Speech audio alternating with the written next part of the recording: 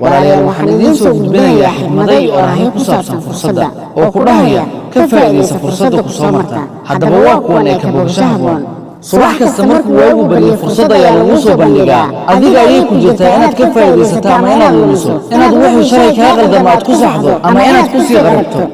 goortii fursad albaabkaaga soo garaacdo ha u ogolaan in cabsi dib kuu celiso ka fur albaabka oo qabso fursadda sababtoo ah fursaduhu isku mid ma ahan laba jeerna kuma soo marayaan dadku waa laba qaybood kuwa dhibaato ka dhex arka fursad kasta iyo kuwa fursad ka dhex arka dhibaato kasta labadaa midka aad tahay adiga ayaa garanaya haddii aad tahay mid fursad kasta ka dhex arka dhibaato waxaa kuugu waajiba inaad isa saxdid oo aad noqotid mid dhibaato kasta ka dhex arka fursado fara badan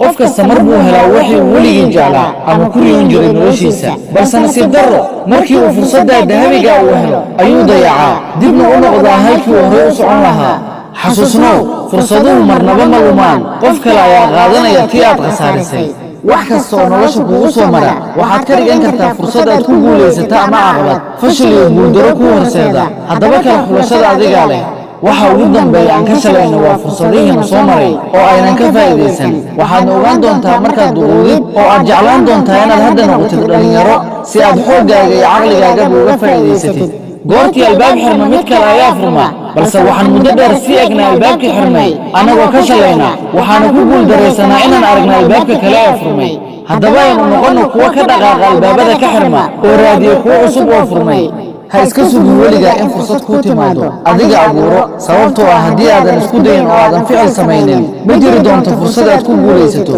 ee noqo mid ficil la imaada si uga faa'iidaysa fursadda marnaba isdhaafin fursadda ah qofku jecel ku daneeya diyaarna u ah inuu ku daryeelo marnaba ha ku ciyaarin dareenka qofku jecel ha dhaawicin qalbigooda sababtoo ah hubaashii maalin inaad baraarugto ayaad ogaan doontaa inaad dayax weyday kolkii aad xidhigaha tirinaysay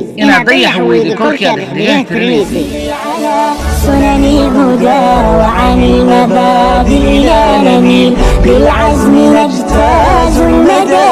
ونسابق الدرب الطويل نفرض وجودك